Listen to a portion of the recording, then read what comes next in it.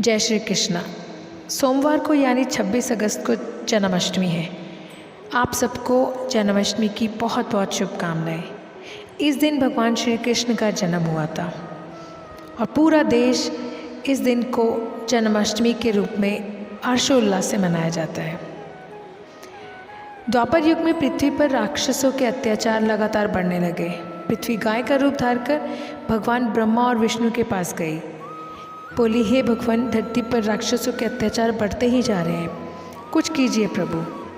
ब्रह्मदेव बोले, हे नारायण, अब आपको पृथ्वी की रक्षा के लिए धरती पर 8वें अवतार के रूप में अवतरित होने का समय आ गया है। ठीक है ब्रह्मदेव, प्रभु ने कहा, पृथ्वी का उद्धार करने के लिए मानव रूप में मैं जन्म लूँगा। भोजवंशी राजा उग्रसेन मथुरा के राजा थे। उनका पुत्र कंस बहुत ही अत्याचार स्वभाव का था। कंस ने उग्रसेन को गद्दी से उतारकर कारागार में डाल दिया। कंस ने अपने सैनिकों को आदेश दिया कि आज से महाराज उग्रसेन यहाँ बंदी बनकर रहेंगे और मथुरा नगरी पर मैं राज करूँगा। आज से मैं कंस मथुरा का राजा हूँ। महाराज उग्रसेन ने कंस से कहा, तुम्हें मेरा पुत्र होने पर मुझे लज्जा आ रही है। देखना, एक दिन तेरे पाप का घड़ा अवश्य भरेगा। कंस की छोटी बहन के विवाह की तैयारियां चल रही थी। देवकी राजा उग्रसेन के भाई की पुत्री थी। ये कंस की चचेरी बहन थी। कंस ने कहा, देवकी से, कल तुम इस महल से विदा हो जाओगे। तुम्हारे बिना ये महल सूना हो जाएगा। देवकी ने कहा, भैया कंस, आप मुझे बहुत याद आओगे। अगले दिन देवकी का विवाह वासुदेव नामक यदुवंशी सरदार से संपन्न हुआ और कंस ने वासुदेव से कहा कि वासुदेव, मैं अपनी बहन देवकी से बहुत स्नेह करता हूँ, इसलिए देवकी बहन को मैं स्वयं अपने रथ पर ससुराल विदा करके आऊँगा। वासुदेव बोले, ये तो हमारे लिए बहुत ही सौभाग्य की बात है। कंस के पिता बहुत सारा धन संपत्ति आदि देकर विदा करते हैं और कंस वासुदेव के साथ वार्तालाप करते हुए अभी आधे रास्ते ही पहुँचा है कि रास्ते में आकाशवाणी होने लगी, हे कंस, जिस देवकी को तू बड़े प्रेम से ले जा रहा है उसी में तेरा काल बसता है। इसी के गर्भ से उत्पन्न 8वां पुत्र तेरा वध करेगा। ये आकाशवाणी कैसी? कंस ने कहा, नहीं नहीं, ये तो झूठ है। देवकी की कोख से जन्मा 8वां पुत्र मेरा वध करेगा, ऐसा नहीं हो सकता। कंस को विश्वास नहीं हुआ, लेकिन उसने कहा, यदि ऐसा है तो मैं वासुदेव का वध कर देता हूँ। हाँ, ये ठीक रहेगा, फिर मुझे कोई डर नहीं होगा। तभी देवकी ने कंस से कहा, ऐसा मत करो मेरे भाई कंस, मेरे पति का वध मत करो, मेरा सुहाग मत उजाड़ो। मेरी जो भी संतान पैदा होगी मुझसे मैं तुम्हें दे दूँगी, पर इन्हें मत मारो। कंस ने कहा, ठीक है, मैं नहीं करूँगा वध, लेकिन तुम दोनों अब मथुरा जेल की कोठरी में बंदी बनकर रहोगे। वासुदेव कहते हैं, कंस, देवकी तो तुम्हारी बहन है, मुझे काल कोठरी में बंद कर दो, पर देवकी को छोड़ दो। कंस ने वासुदेव और देवकी की एक नहीं सुनी और उन्हें कारागार में डाल दिया। देवकी और वासुदेव दोनों बहुत ही दुखी और हताश हो रहे थे। स्वामी, मेरी वजह से आपको कारागार में रहना पड़ा, मैं ही आपके दुख और विपदा का कारण बनी हूँ। देवकी ने वासुदेव से कहा। वासुदेव बोले, नहीं देवकी, ऐसा मत कहो, मैं तुम्हें पत्नी रूप में पाकर बहुत प्रसन्न हूँ। एक दिन हमें कंस के पापों से मुक्ति ज़रूर मिलेगी। पर स्वामी, भैया मेरी कोख से जन्मे सभी बच्चों को मार देंगे, हम क्या करें? ऐसे दोनों विलाप करते हुए रह गए। वासुदेव और देवकी कारागार में दुख भोगने लगे। कंस हमेशा देवकी और वासुदेव को धमकाता रहता। वासुदेव के बच्चा पैदा होता और कंस कारागार में आके बच्चे को छीन लेता और देवकी विलाप करती रहती, मुझे मेरा पुत्र दे दो, मेरे पुत्र को मत मारो। स्वामी, अपने सामने अपने सभी पुत्रों को वध करते हुए मैं कैसे देख सकती हूँ? फिर वो बेहोश हो जाती है। हे भगवान, कोई रास्ता दिखाओ, कब कंस के अत्याचारों से हमें मुक्ति मिलेगी? ऐसा वासुदेव बोलते रह गए। कंस बहुत ही क्रूर और अत्याचारी राजा था। कंस ने वासुदेव देवकी के 7 बच्चों का जन्म लेते ही मार दिया, पर 8वां बच्चा होने वाला था। देवकी के 8वें पुत्र जन्म का समय नज़दीक आ रहा है, इसलिए पहरा और भी बढ़ा दो। ऐसा कंस ने अपने सैनिकों को बोला। कंस ने अपने पहरेदारों को आज्ञा दी। पहरेदारों ने कहा, जो आज्ञा महाराज।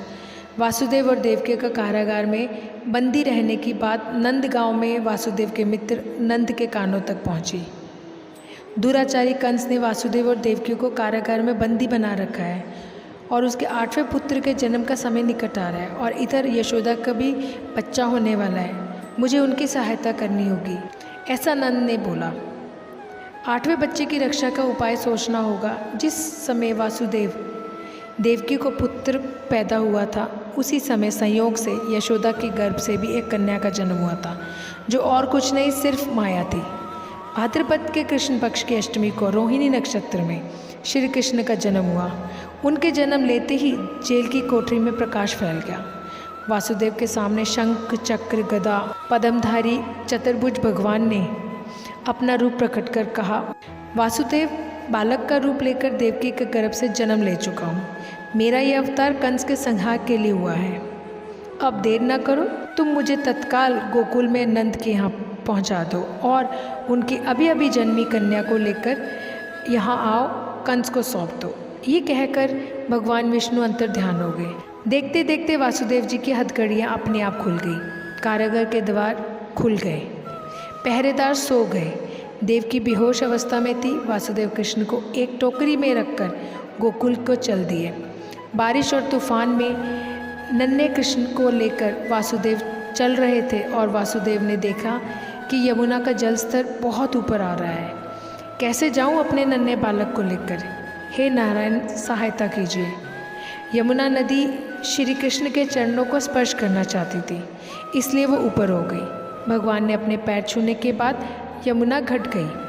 भगवान श्री कृष्ण की रासलीला को वासुदेव भली भांति देख रहे थे। वो यमुना पार कर गोकुल में नंद के यहाँ पहुँचे।